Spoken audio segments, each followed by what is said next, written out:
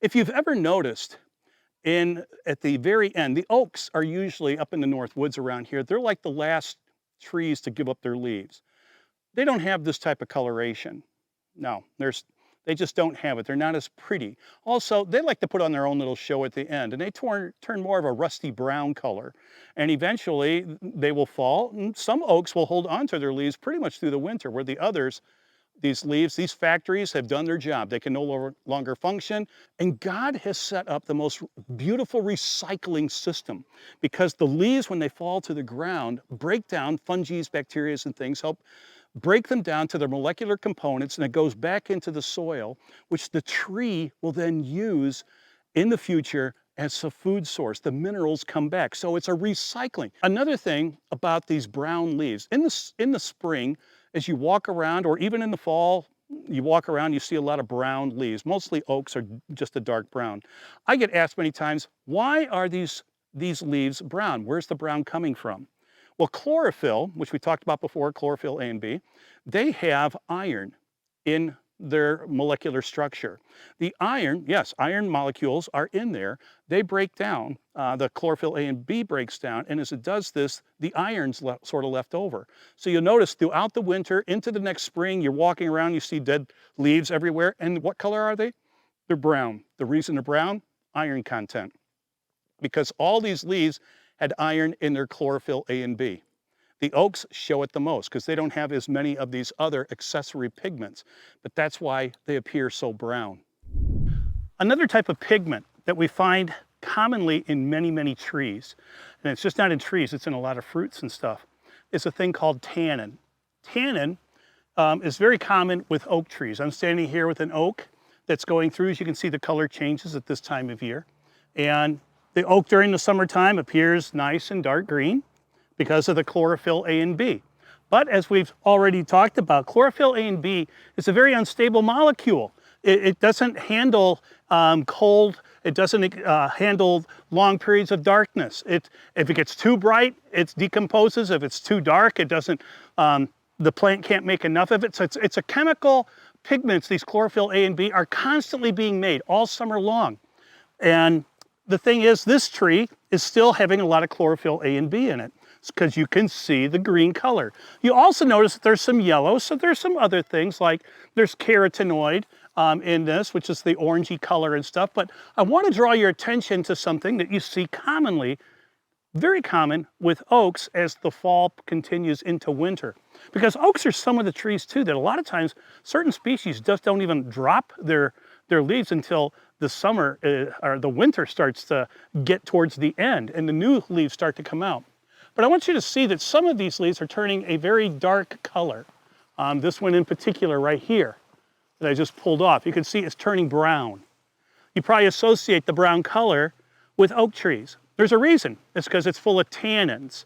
Now there's iron, we mentioned about that before, because chlorophyll, to make chlorophyll, iron is very important, and iron like oxidizes and it sort of gets a rusty color. But tannins also really, really darken. And oaks have been used for centuries, since ancient times, for tanning leather, to get the dark color in leather because they will take the trunk of it and the leaves and things because it's so high in tannins. Now, if you were to take a leaf like this and chew into it, start chewing it up, it wouldn't hurt you. But if you chewed this thing up, it would be not a pleasant taste. Have you ever tried eating a green apple?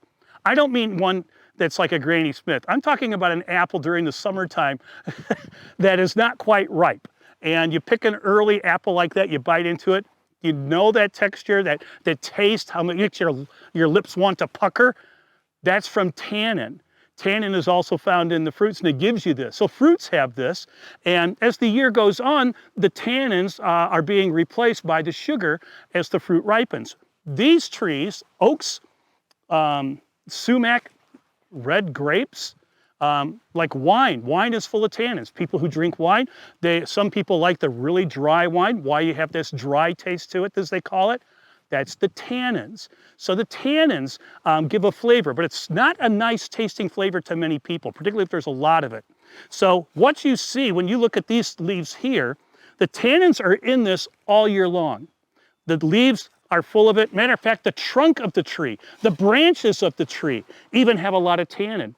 An old Native American cure for sore throats was to take a knife and carve the bark off of an oak tree, and then you boil it in water, and then you gargle with it. You didn't want to drink it because it's so high in tannin that it's very bitter, like tasting to it, but it has this chemical, the tannin itself, actually can help inhibit bacteria. And so it helps to get over sore throats. Tannins are very important to plants. God put them in there for a purpose. They don't taste good in high concentrations whatsoever. And these trees have these, and many trees do have tannins in them. Many plants have tannins. And what they do is they protect. For one thing, we believe that they act as sunscreen for the leaf so it doesn't get too burned out from the sunlight during the summer. So it has a purpose there. Also, tannins, as I said, they sort of help prevent bacteria and viruses and fungi from infesting and infecting the plant and making the plant sick. It's a way that God protects these plants. He gave them this special molecule. You think they came up with this on their own? This is all perfectly balanced, it's all perfectly designed, and we see that this all taking place like this, the chlorophyll being protected by the tannins, the carotenoids, the xanthophylls are actually protecting and helping transfer sunlight energy to the chlorophyll A and B so they can make sugars and starches and oils and make oxygen. All this stuff is perfectly balanced. This is not something that happens by random chance. And these tannins are actually like an antiseptic, a preventive measure. And that's one reason you see leaves as they fall to the ground, and these will stay brown throughout the rest of the winter, and then coming into the fall, you'll see dead oak leaves and other leaves that have turned brown. Maples too do have tannins. We look at this maple right here. We pulled down this leaf, you can see it's got a brownish color. There's tannins in this also. Not as many as in oak. If you eat a maple leaf and taste it in the summertime as opposed to an oak tree, this would taste a little bit better to most people's standards because it's not as high in tannins, but they're there. And so tannins are a protection that God gave these plants to protect them from insects, fungi, bacteria, viruses, etc. And that's why you see this brown color.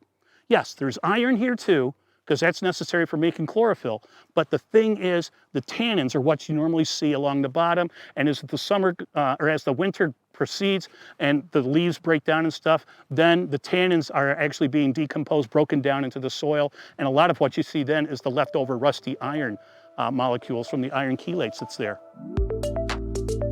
Support the show. Become a donor at evidenceforfaith.org/give.